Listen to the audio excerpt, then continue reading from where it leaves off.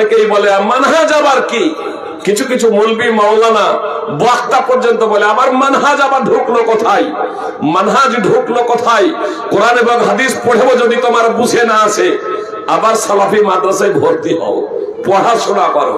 জি, আল্লাহ তাআলা যে বললেন সুম্মা ফিদু মিন হাইসু আফাদান নাস, এই মানহাজ ছাড়া সাহাবাদের বোঝ, সাহাবা এবং তাবেঈদের বোঝ, তাদের ব্যাখ্যা এবং বিশ্লেষণ ছাড়া আপনি এর তাৎপর্য করুন, এর ব্যাখ্যা এবং বিশ্লেষণ করুন।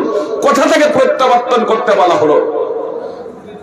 আল্লাহ তাআলা স্পষ্ট ভাবে, সুপ্রিয় ভাই এবং বোন, যখন আপনি মানহাজে সালাফের ভিত্তিতে যখন ব্যাখ্যা যখন বিশ্লেষণ করবেন, ব্যাখ্যা বিশ্লেষণ করবেন, তখন আপনি খুব সহজে বুঝে যাবেন যে আসলে সমস্ত লোক ওই হজের সময় আরাফা থেকে মুজদালিফায় আসতো, আরাফা থেকে মুজদালিফায় আসতো।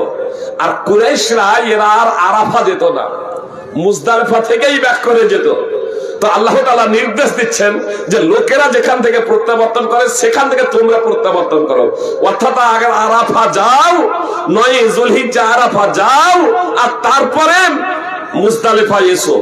9 যুলহিজ্জায় আরাফায় অবস্থান করো, সূর্য অস্তমিত হয়ে যাবে, তারপরে মুজদালিফায় এসো। সূর্য অস্তমিত হবে আরাফার ময়দানে, তারপরে মুজদালিফায় আসতে হবে, যেটা আজকে হাজিরা করে থাকেন। রাসূল সাল্লাল্লাহু আলাইহি সাল্লাম যেদিকে দিক নির্দেশনা দিয়েছিলেন, মুজদালিফায় সূর্য অস্তমিত হবে, অথচ আরাফায় সূর্য অস্তমিত হবে, অথচ মাগরিবের নামাজ আরাফায় পড়বেন না।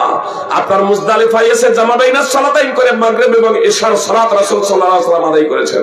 এজন্য সমস্ত হাজিরা যারা হজ করতে যান, আরাফায় সূর্য অস্তমিত হয়। অবশ্য আজকাল কেউ আরাফায় সূর্য অস্তমিত না হওয়ার আগেই আরাফা ত্যাগ করে বসেন। অনেকেই মশলা জানেন না, অনেকে মুবাল্লিগ মশলা জানেন না, এজন্য আসরের পর থেকে একটু পর থেকে বলতে শুরু করে চলেন মুজদালিফা, মুজদালিফা, মুজদালিফা চলেন, মুজদালিফা চলেন। যারা হজ করতে যাবেন ওই মুবাল্লিগদের কথা শুনবেন না, যারা পথ নির্দেশনা দেয় তাদের কথা শুনবেন না। বলবেন আরাফার মাঠে সূর্য ডুববে তারপরে যাব।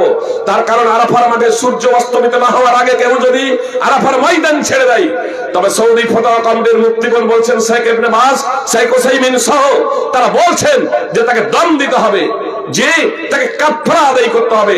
আপনাকে একটা পশু আপনার জবাই করে ফকির এবং মিসকিনদের মাঝে বিতরণ করতে হবে যদি আপনি যদি সূর্য অস্তমিত হওয়ার আগেই যদি আরাফার ময়দান ছেড়ে দেন। ফল কথা, আমি আপনাদেরকে যে বিষয়টা বলছিলাম যে আমাদেরকে কোরআন এবং সুন্নাহ, শুধু কোরআন আর সুন্নাহই শুধু নয়, মানহাজে সালাত, সাহাবায়ে কেরাম, তাবেঈন, তাবেঈনদের পথ এবং পদ্ধতিকে আমাদেরকে আঁকড়ে ধরতে হবে। তবেই আমি আহলে হাদিস হতে পারবো, তবেই আমি মুক্তিপ্রাপ্ত দলের অন্তর্ভুক্ত হতে পারবো। সুতরাং আল্লাহ তাআলা বলেন, ফাইন আমানু বিমিসলি মা আমানতুম বিহি ফাকাদ ইহতাদাউ ওয়া ইন তাওয়াল্লাউ ফাইন্নামা হুম ফি শিকাক।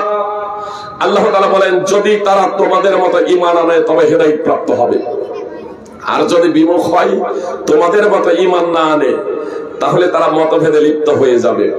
সুপ্রিয় ভাই এবং বোন, কথা খুব মনোযোগ দিয়ে শুনবেন। যদি তারা তোমাদের মতো ঈমান আনে, তারা বলতে কারা আর তোমাদের বলতে কারা? আজকে যত দল আছে, ফেরকা আছে, এমনকি সংগঠন আছে, তারা প্রত্যেকেই বলে আমরাই তারা, আমাদের মতো ঈমান নিয়ে আসতে হবে, আমাদের মতো। সুপ্রিয় ভাই এবং বোন, আপনাদের একেবারে স্পষ্ট ভাবে বলি যে ওই তোমাদের বলতে আমরা না। তার কারণ এ কোরআনের আয়াত যখন অবতীর্ণ হয়, কোরআন যখন অবতীর্ণ হয়, তখন আমাদের অস্তিত্ব ছিল না, আমাদের অস্তিত্ব ছিল না। আমরা কেন, চারজন ইমাম সহ শেখ আব্দুল কাদের জিলানী, তারাও তোমাদের নয়। আল্লাহ যাদের মতো ঈমান আনতে বললেন তোমাদের, তো তোমাদের অন্তর্ভুক্ত নয়। চারটা ইমাম সহ, আপনার চারটা ইমাম সহ শেখ আব্দুল কাদের জিলানী সহ আমরা কেউ না। তাবেঈন, তাবেঈনেরা কেউ তোমাদের অন্তর্ভুক্ত না, জেনে রাখবেন। তোমাদের বলতে কারা? কোরআন যখন অবতীর্ণ হয় তখন যারা ঈমান এনেছিলেন তারা হলেন সাহাবায়ে কেরাম রাদিয়াল্লাহু তাআলা আনহুম।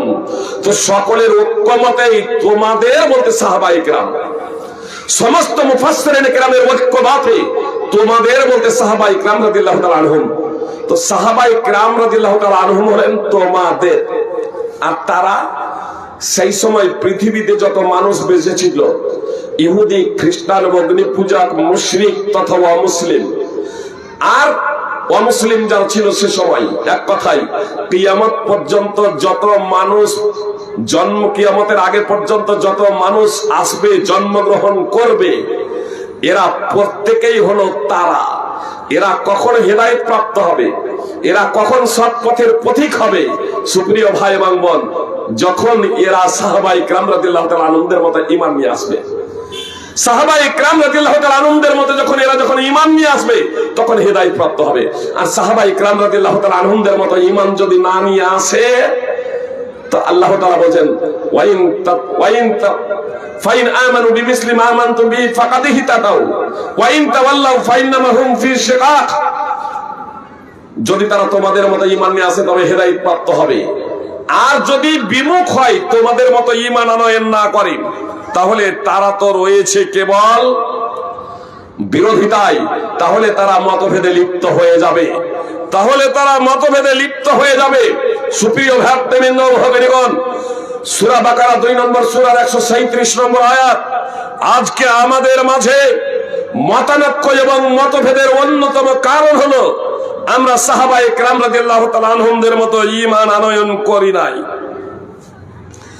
আমরা সাহাবায়ে কেরাম রাদিয়াল্লাহু তাআলা আনহুমদের মতো ঈমান আনয়ন করি নাই। আমাদের বর্তমানের ঈমানটা কেমন? হয় মুনাফিকদের মতো কারো কারো, আমি আপনাদের মুনাফিক বলছি না, মূল্যায়ন করবেন। মুলবি, মাওলানা, আলেম, ওলামা কোরআন এবং হাদিসের কথা বলেন, কোরআন এবং হাদিসের কথা বলেন, আমরা জনগণ কোরআন এবং হাদিসের কথা শুনি। কিছু লোক আছে এই ধরনের যে আমরা মানব না, প্রকাশ্য ভাবে এ কথা বলি না, তবে আমাদের যদি বিরুদ্ধে যদি কোরআন আর সুন্নাহর বাণী যদি হয়, তাহলে আমরা তা মানি না, বাস্তবায়ন করি না, গুটি গুটি পায়ে সরে পড়ি।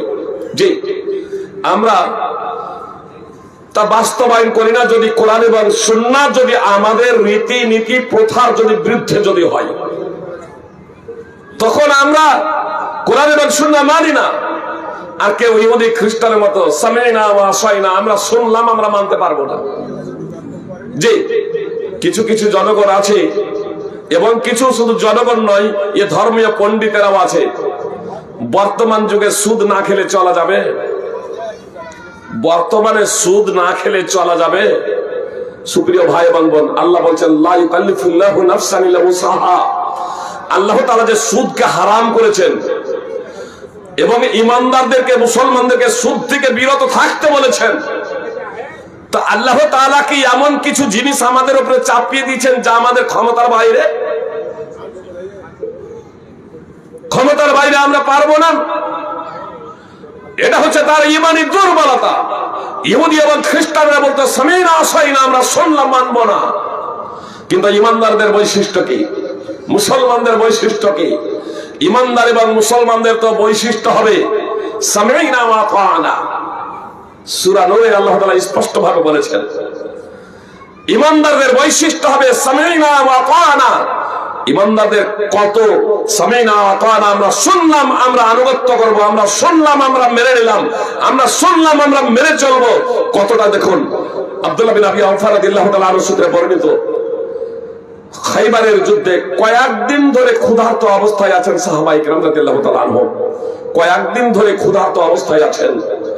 পালিত গাধা হস্তগত হলো, জবাই করে রান্না করে হাঁড়িতে চাপিয়ে দিয়েছেন, টকবক করে ফুটছে। বিয়ে বাড়িতেই যদি রান্না যদি হয় আর সেট যদি পাওয়া যায়, তো বলেন তা জিহ্বাটা কেমন করে? বিরিয়ানি যদি হয় তাহলে বাচ্চাদের মনটা কেমন করে?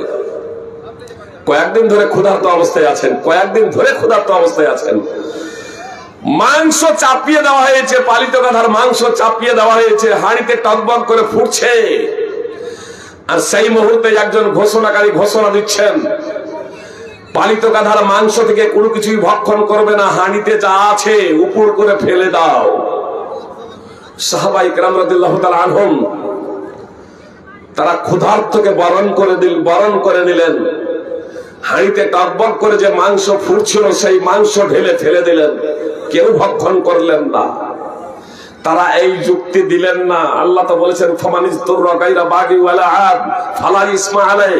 নিরুপায় হয়ে কেউ যদি তা ভক্ষণ করে, যা হারাম, হারাম জিনিসগুলো কেউ যদি নিরুপায় হয়ে ভক্ষণ করে তাহলে সমস্যা নেই, সমস্যা নেই।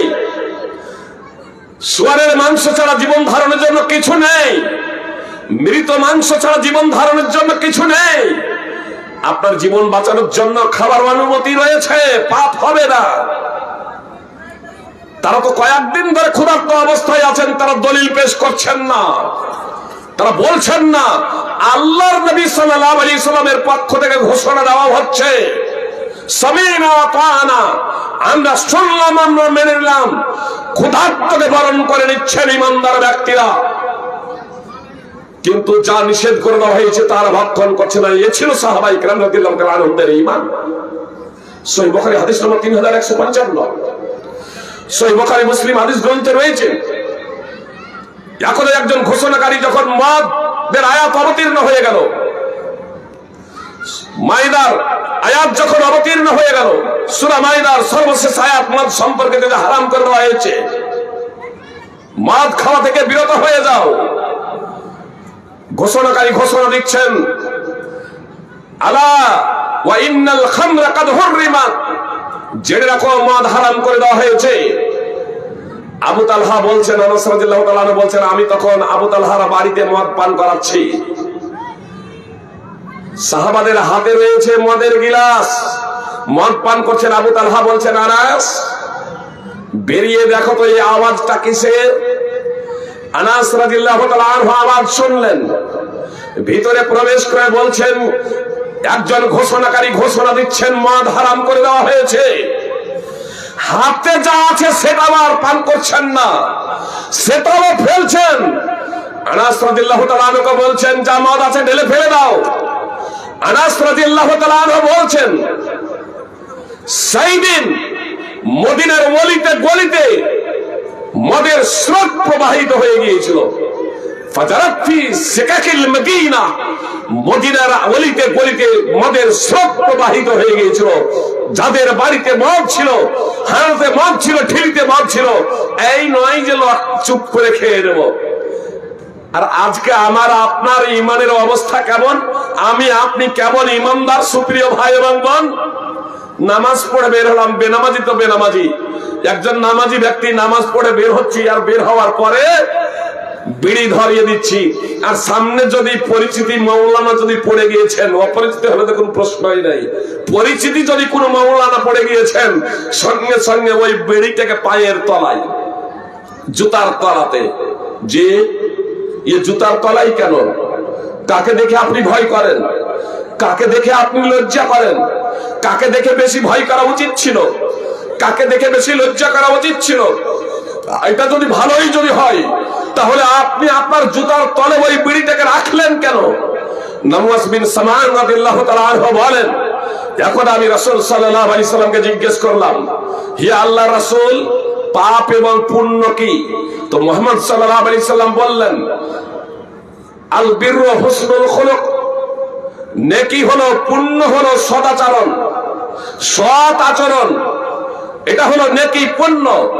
ওয়াল ইসমু মা হাকা ফি সাদরিক ওয়া কারিহতা আন ইয়াতালি আলাইহিন নাস, আর মন পাপ হলো তোমার অন্তরে যা দ্বিধাদ্বন্দ্ব সৃষ্টি করে, তোমার অন্তরে যা দ্বিধাদ্বন্দ্ব সৃষ্টি করে, আর তুমি এটা অপছন্দ করো যে লোকে তা দেখে নিক।